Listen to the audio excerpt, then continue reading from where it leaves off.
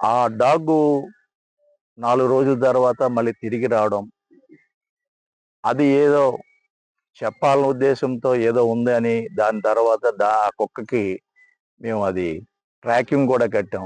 GPS system పెట్టి అది ఒక 8 కిలోమీటర్లు వెళ్ళిన రూట్ అంతాను మళ్ళీ ఎస్డిఆర్ఎఫ్, ఎన్డీఆర్ఎఫ్ వాళ్ళతోని అన్నీ చెక్ చేయించాము. ఆ విధంగా ఎక్కడ ఏది కూడా ఏ అవకాశం ఉన్నా, ఏ చిన్న ఇన్ఫర్మేషన్ ఉన్నా, ఏ ఏ ప్రతీది మేము దాన్ని క్షుణ్ణంగా పరిశీలించి మొత్తం అణువణువున దీన్ని గాలించాము. ఫస్ట్ ఒక 2 కిలోమీటర్ల రేడియస్‌తో ఇక్కడ కోంబింగ్స్ మొదలెట్టాము. తర్వాత 2ని ఎక్స్‌పాండ్ చేసి 5 కేఎం చేసాము.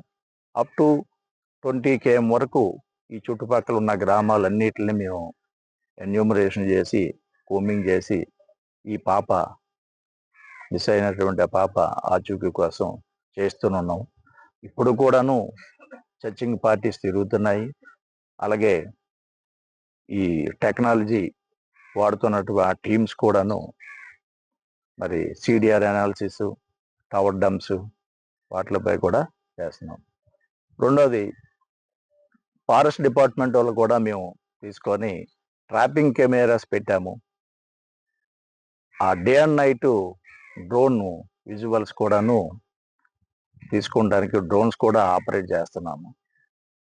ఎక్కడ ఈ సర్చింగ్ ఆపరేషన్ ఇంకా ఆపలేదు, నడుస్తూనే ఉంది. ఇది ఏదైనా బై మిస్టేక్ ఎవరైనా ఈ పాపని తీసుకెళ్ళిపోయి వాళ్ళ పెంచుకోవాలని ఉద్దేశం ఉంటే దానిపై ₹1,00,000 బహుమతి కూడా మేము ప్రకటించాం. ఆ పాప ఆచూకీ తెలిపితే ₹1,00,000 ఇవ్వడానికి కూడా పోలీస్ డిపార్ట్మెంట్ మరి మా ఎస్పీ గారు రెడీగా ఉన్నారు.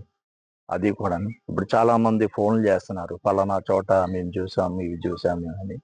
అవి ఆ ప్లేస్లు కూడాను నిన్న ఈ బాపట్ల పంపించాము, మొన్న ఆదిలాబాద్ పంపించాము, ఇచ్చాపురంలో ఇలా మేము చూసామని అంటే మళ్ళీ ఒక టీం పంపించి అవి కూడా మేము అది వెరిఫై చేసుకుంటున్నాం.